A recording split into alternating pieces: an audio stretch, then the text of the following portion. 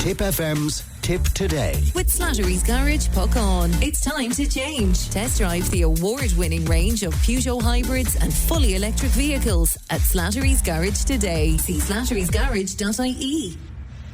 Welcome back to Tip Today. Let us do this. The Conspiracy Files on Tip Today. Ali has more conspiracy for us. How are you, Ali? Good, Fred. Yeah, I was looking for a nice Christmassy one. Couldn't find any. Could you not? So the best I could do was a biblical one, which is why I've picked the Book of Enoch. Well, I'm glad you picked this because I'm fascinated by this. Yeah, it's very interesting, and it's kind of experienced something of a revival in the last few years with a lot of online sleuths kind of really delving into it. Now, while most Christians probably are not aware really of the Book of Enoch and its existence, some will know that it appears to be quoted in the biblical book of Jude and is also referenced in Peter as well.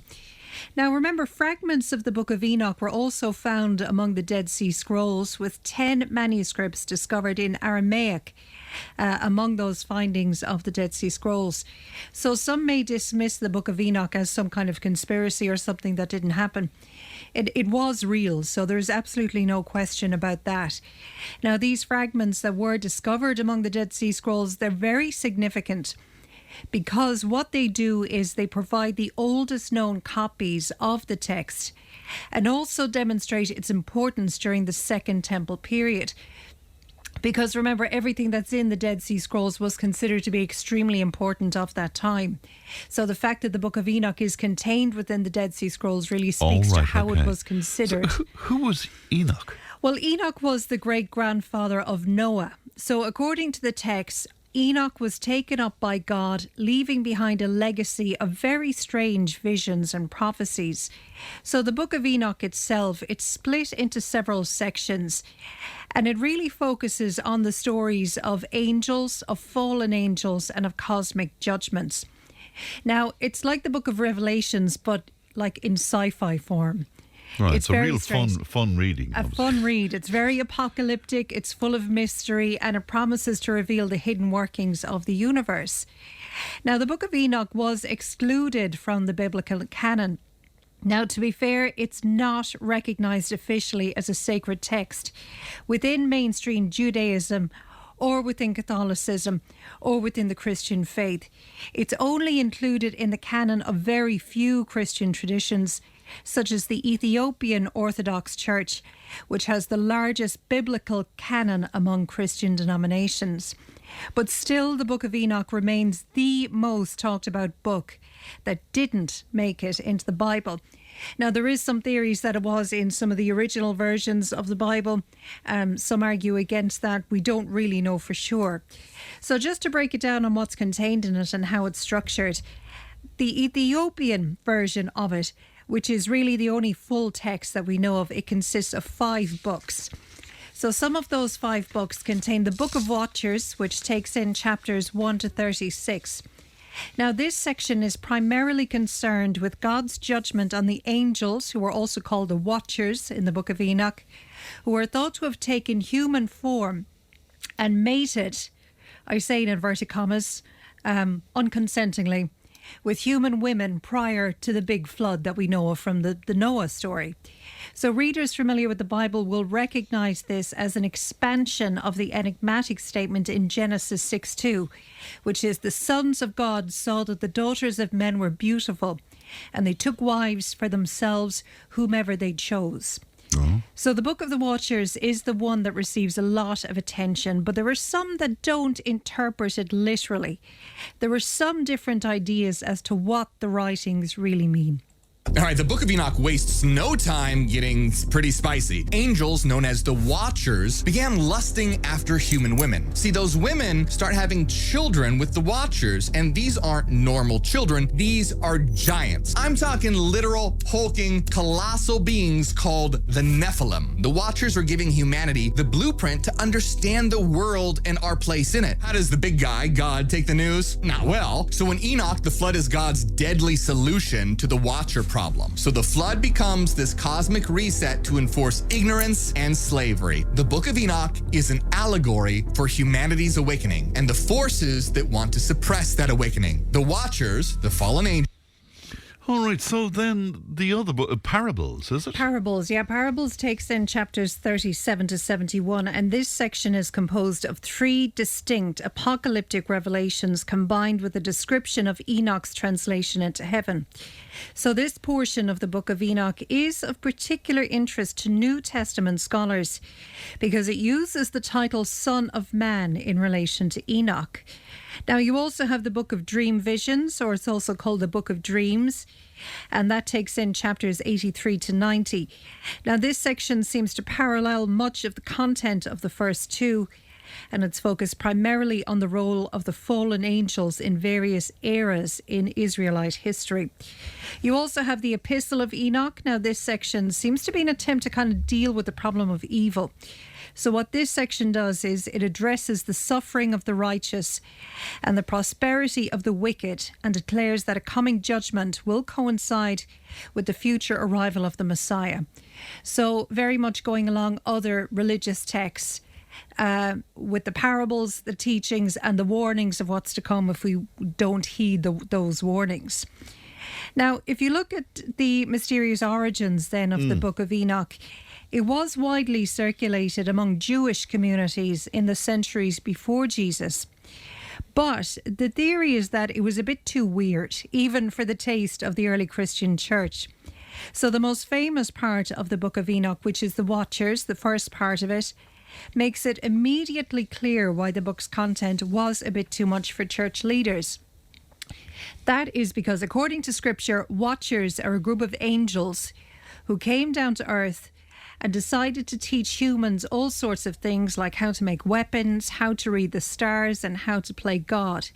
Plus, there's that whole thing about the Nephilim. The Nephilim, as you'll remember, giants being born from the union of the Watchers and human women.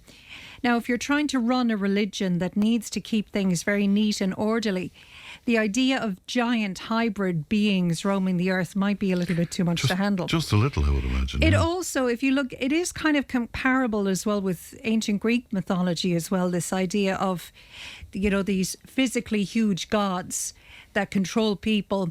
And then you will have, like the fallen or like the Watchers, people who try and come down and have compassion for the small humans and try to teach them just as Prometheus did.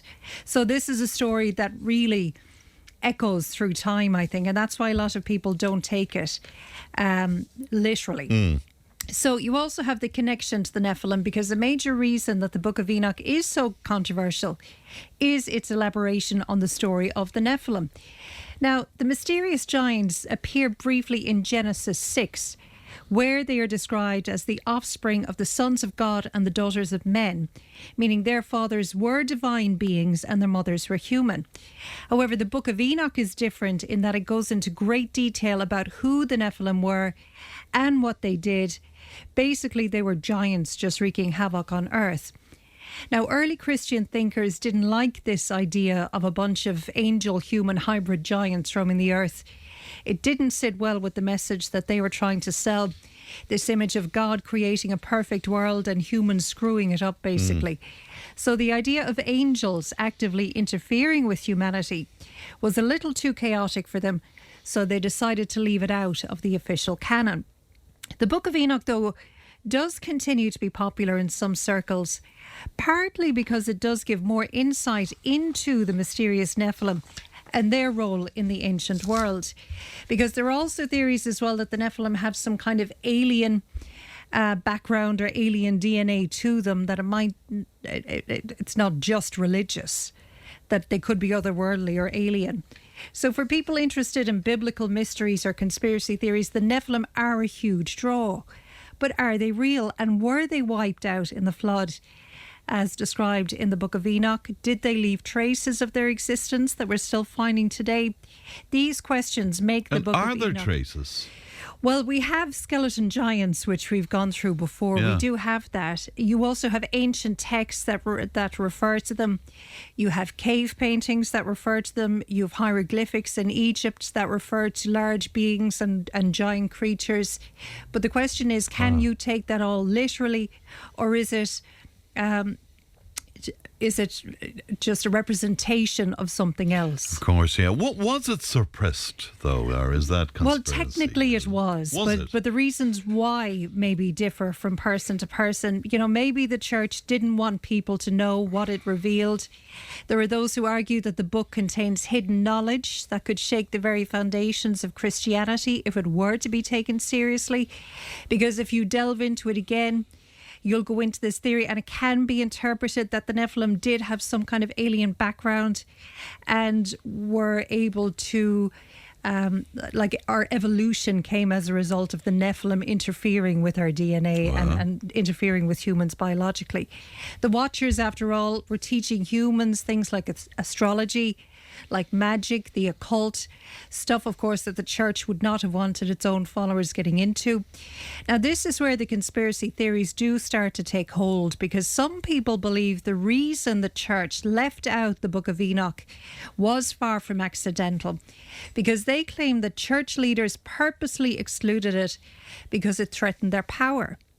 Now, the story of the Watchers and the Nephilim, with its hints of rebellion and forbidden knowledge, that could challenge the way people view authority. And it could also skew the way that people view the role of angels in God's plan, because angels, as we know in Christianity, would always be seen as a very gentle protective force and always on our side. Now, the reason this kind of came into the fore again recently was because of comments made by a US government representative, a lady by the name of Anna Paulina Luna. She was speaking not about it specifically, but she was talking about government misinformation. And she spoke about religious texts, focusing on the Book of Enoch's exclusion from the standard biblical canon. Now, she suggests that certain texts were removed from the Bible in the 4th century, and that this was done to control religious narratives. She notes that the Ethiopian Orthodox Church still considers the Book of Enoch part of their Bible, which they regard as the purest form of the Bible. Here's what she said. God is protecting us in the Book of Enoch. It is a very different God than the spiteful, wrathful God that we... Sorry, I think that's the wrong one. We need to go with this one, do we, Luna? Luna, yes. You have the Ethiopian Orthodox text, which has, I think, 88 books of the Bible in total. But in the Ethiopian Orthodox text, it's basically kind of like a mainline OG version of the Bible. And then sometime in the 4th century, there was actually a group that came together and they removed certain books. And the story goes that Revelations actually had replaced Enoch. And so it's interesting because when you're looking kind of full circle on, you hear the stuff that some of these people are talking about, and then you see and you read the Book of Enoch, which is a wild read, okay? And then you look at kind of what our modern day description is of what angels and entities are versus what Enoch was seeing and reporting in his language and ability at that time. I think that there's a lot that brings you to then ask the question, well, why would they remove this information? If it's truly, written in part of the oldest Bible in the world, why would they then take it out? It's very interesting. Yeah, I was just saying to you off air there, is that the Council of Nicaea? Are they the people who made the decision as to the content of the Bible? Yeah, I believe so. I'm not too sure when exactly that was, though. Yeah, I think it was around that time, but maybe Leanne might have It's all coming together. It's all coming together now, for sure, yeah. So the reality then, Ali, is what? Yeah, well, I suppose, look, that early Christians didn't need another book that was filled with very strange teachings and apocalyptic predictions, and one like the Book of Enoch, which was really out there compared to the other books and texts of that time. So when focused on spreading the gospel of Jesus Christ, the early church may have found little need for additional stories about giants and fallen angels. But if you look at its influence on Christianity, despite the fact that the Book of Enoch was excluded from the Bible, it does have a significant impact on early Christian thought, because many early Christian writers and thinkers, they were very familiar with the book and they do reference it in their works, as does the Bible itself. Yeah. So the book was seen as an important source of information on angels, demons and the end times. So even though it's not officially contained in our modern day Bible, or what we know as the Bible, its ideas still made their way into Christian thought. Even today, the Book of Enoch continues to influence modern religious groups and individuals. Now, of course, you will have those on the fringes who will take it literally and really cling on to those kind of out there aspects of it, like the Nephilim and the giants. And they, of course, will be fascinated by the book's portrayal of angels and their interactions then with humanity. So it's become kind of a go-to source for anyone who believes that the Bible is hiding some secret knowledge that will one day be revealed. Because there has always been that theory that the Bible isn't what we believe it to be, that it does contain secret messages. Remember, the Bible Code was huge in the 90s. Remember that? The Bible Code, no. The Bible Code, there was an Israeli professor, I cannot remember his name, but he wrote 2 books called the Bible Code, because what he discovered, or what he claimed, was that if you put all of the text of the Bible into a certain computer system and you asked it a question, it would throw up words that would interact and counter or intersect with each other. So, for instance, he was able to show that the Bible predicted the attempted assassination of the Israeli Prime Minister Yitzhak Rabin in the early 90s. He also claimed he was able to show that the Bible predicted the murder, it says, of Princess Diana, of various world wars, and of various major incidents in world history. And he said that this was all contained within the Bible. Now, this was a huge story in the 90s, but kind of died off after a while, and nobody has heard about the Bible Code since. So this is using the Bible almost as a computer of sorts. Absolutely. Almost like you're doing a word search. Wow. Essentially like that. And anything you ask it, those interacting or intersecting words are all in the same area. Because it's very easy to say, I mean, logic will tell you with that amount of text, you'll find any word you want to. Yeah. But what he's claiming is that if you ask it a specific question, those words will only intersect in one area altogether. So that's how he was able to prove. Well, he claimed he was able to prove. So it's strange. But many people do believe that the exclusion of Enoch is because we're actually easier to be controlled without the Book of Enoch. This is why. God is protecting us in the Book of Enoch. It is a very different God than the spiteful, wrathful God that we see in the Genesis account. The church derives great benefit from having us be very, very afraid of God and of God wiping us all out if we're not obedient. Did early Jewish and Christian leaders really omit the story of Enoch from the Bible because they had an agenda? Could it be that they wanted to keep their followers in line by promoting the notion of an angry and vengeful God? It's fascinating, isn't it? So do you have a conclusion for us, Well, Ali? kind of. Like, the bottom line is that the Book of Enoch really is, it's weird and it's strange, and it just didn't fit in with the whole Bible's narrative. It's packed with angels, with giant hybrid monsters, all kinds of rebellious teachings that the early church didn't really want to deal with. But it does have its fans, and that fan base behind the Book of Enoch is really gaining momentum, particularly online as people delve into it. Some swear by it as the key to the hidden knowledge that the church is supposedly hiding. But again, it's all about interpretation. Yeah, but there are parallels with Revelations, though. Absolutely. Yeah. Like, Revelations would be a light version of Enoch. Light version. It would, though. But very light. It would be like the kids' version. Right, by of Enoch. comparison. Yeah. Okay, yeah. You've As obviously, terrifying as Revelations right, is. Yes, absolutely. But have you read through some of the passages of Enoch? Kind of. But then, like, there's also the argument that it's lost in translation a little bit as well, because Of it was course, written, yes. of course, in Aramaic as well. So maybe there's a misinterpretation of that. Now, I haven't gone through it all. What I have seen, like, it is fascinating. It reads like a sci-fi novel. And that's what I got from reading it. Like, how do we know that this is actually religious text? Maybe it is just that time's version of some weird sci-fi novel. But just somebody's imagination. Absolutely. Yes. Why are we taking it as fact? It's incredible, isn't Yeah. it? Absolutely incredible. All right, Ali, thanks for all Thanks, the Fran. conspiracies during the Happy year. I presume you Christmas. have a whole load more for us for We 2026. do, because an interesting one, and actually we were talking about it this morning, a sad case, and not to make light of it, but a strange case as well in Galway last week, where at an inquest, it was ruled that a man died by spontaneous human combustion. You know, that's something that's been disputed as a possibility even over the years. And it's a very strange subject to delve into, so we might look into that as well in the new year. But as well, we always welcome anyone, if there's anything, any listeners maybe who would like us to delve into certain subjects, we'd be more than happy to get in touch. All right, Ali, thanks very much indeed for that. Thank you. We'll take a break. Back with more Tip Today in a moment. Tip FM's Tip Today. With Slattery's Garage, puck on. It's time to change. Test drive the award-winning range of Peugeot hybrids and fully electric vehicles at Slattery's Garage today. See slatterysgarage.ie.